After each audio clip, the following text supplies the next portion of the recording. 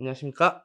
이번 빅 콘테스트 루키 부분의 감자탕은 맛있어 팀의 팀장 겸 발표자인 신유빈입니다. 이번 빅 콘테스트 발표 주제로 2022년 9월의 제주도 관광객 예측에 대해 설명하겠습니다. 목차는 탐구 방향 설정, 데이터 수집, 데이터 분석, 예측하기로 총 4가지의 순서가 되겠습니다. 먼저 탐구 방향 설정입니다. 9월의 레저 스포츠 및 휴양 및 관람 목적의 입도객을 예측하라는 주제가 미리 정해져 있었으므로 저희는 이것에 맞춘 타겟 변수들을 선출하는 데 중점을 하였습니다. 타겟 변수를 선출하기 위해서 무엇을 투입 변수를 넣을 것인가, 타겟 변수를 어떻게 예측할 거라는 2가지의 질의를 저희에게 스스로 하였습니다. 데이터 수집입니다. 데이터를 찾기 위해 네이버, 카카오, 구글의 트렌드 검색어 서비스와 항공통계 그리고 비카인즈 등을 사용하여 정보를 수집하였습니다. 일부 사이트의 경우 2015년도부터 정보를 제공함에 따라 모두 통일하기 위해 15년도 이후의 데이터를 사용하였습니다.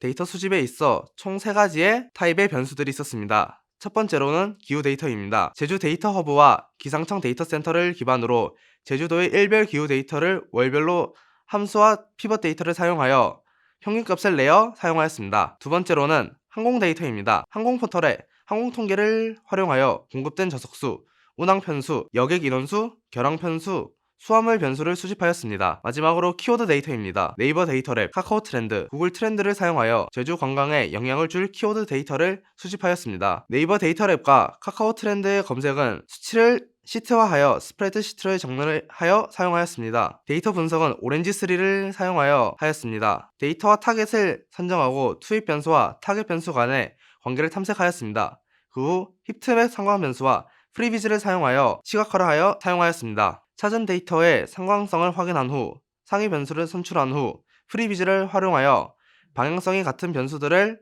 영향력이 더 높은 순으로 선정하여 변수를 선정하였습니다. 타겟섬입니다. 분석 과정에서 타겟 변수를 합친 값이 총 입도객 수 및 다른 변수들과의 높은 상관성을 나타내는 것을 확인하였습니다. 휴양 및 관광, 레저 스포츠 인원을 더하여 타겟섬이라는 파생 변수를 생성하여 활용하였습니다.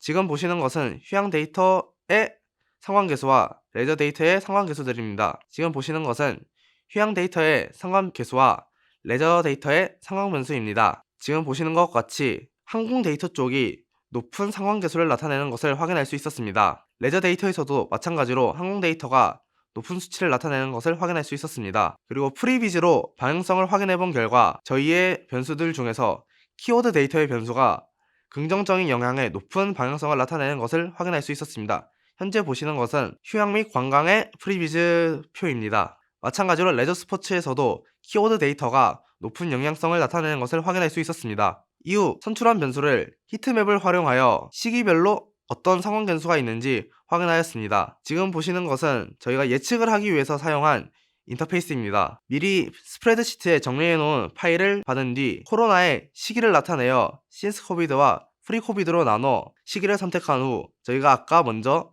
찾은 높은 상관계수의 변수들을 선출하여 변수로 투입하였습니다. 그 후 프리 프로세스를 사용하여 획일화를 시켰고 이로써 서로 데이터 값의 자릿수로 인해 충돌이 나는 것을 방지하였습니다. 이때 시기를 나누기 위해서 군집 분석을 시행하였습니다. 스코어가 높지 않아서 분석에 큰 영향을 미치진 못했지만 코로나가 국내에 유행한 시점을 확인할 수 있어서 시점을 나누는 데 활용하였습니다. 시계열 분석입니다. 시계열 분석을 통해 시간의 흐름에 따라 변수의 추이를 확인하였습니다. 지금 보시는 것은 휴양 및 관광의 시계열 분석입니다. 파란색이 휴양 및 관광, 빨간색이 총 방문객, 초록색이 좌석 공급수입니다. 지금 보시는 것은 휴양 및 관광의 시계열 분석표입니다. 파란색이 휴양 및 관광, 빨간색이 총 방문객 수, 초록색이 좌석 공급수입니다.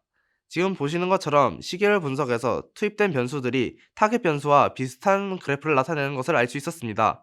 마찬가지로 트렌드 그래프에서도 같은 시점에 하향세를 보이고 같은 시점에 상승세를 보이는 모습을 볼 수 있었습니다. 시저널 그래프에서도 시기별로 확대해본 결과 비슷한 추세를 나타내는 것을 확인할 수 있었습니다. 레저 스포츠는 휴양 및 관광보다는 조금 그래프가 안정적이지 못했지만 그래도 어느 정도 비슷한 모양의 그래프를 나타냄을 알 수 있었습니다. 트렌드 그래프에서도 코로나가 시작한 시점에 같이 떨어지고 회복하는 추세가 같이 보이는 것을 알 수 있었습니다. 확대해본 그래프에서도 비교적 불안정했지만 모습이 비슷한 것을 알 수 있었습니다.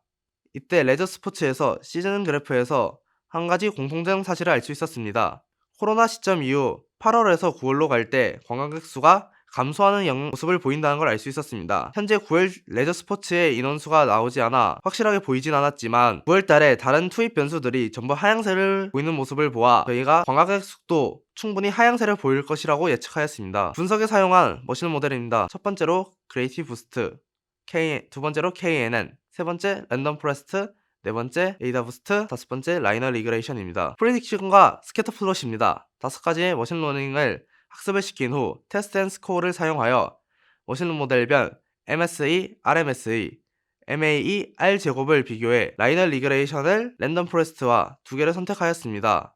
그 후 프리딕션과 스캐터 플롯을 이용하여 시각화를 진행하였습니다. 현재 보이는 게 시각화된 자료입니다. 우측에 보이는 것이 테스트 스코어를 이용하여 저희가 확인한 예측값입니다. 그리고 그것을 좌측에 보이는 스캐터 플롯 그래프를 활용하여 시각화하였습니다.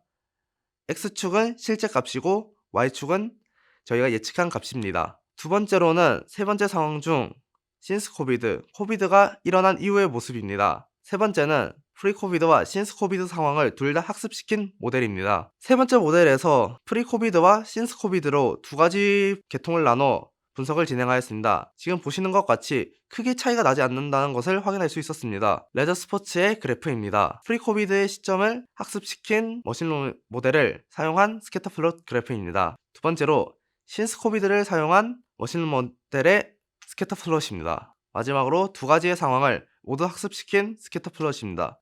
레저 스포츠 같은 경우에는 프리 코비드와 신스 코비드를 나눴을 때 두 개의 축이 확실히 엇갈리는 것으로 보아 코비드가 우리의 건강에 있어 영향을 미친다는 것을 충분히 인지할 수 있었습니다. 이렇게 저희가 총 5개의 머신러닝과 3가지 방식으로 구성한 데이터셋을 활용하여 예측값을 산출하는 결과 저희는 두 번째로 신스 코비드, 즉 코로나가 함께하는 모습이 아닌 프리 코비드와 신스 코비드를 모두 다 합친 학습 데이터를 활용한 모델을 사용하는 것으로 선택하였습니다. 저희의 발표에 있어서 아쉬웠던 점은 저희의 이제 분석이 대회의 채점 기준이었던 MSE를 너무 의식한 나머지 과대 적합이 일어나서 예측값이 너무 떨어진 값이 있음에 저희는 아쉬움을 좀 느끼는 바였습니다. 이상으로 저희의 발표를 마치겠습니다. 감사합니다.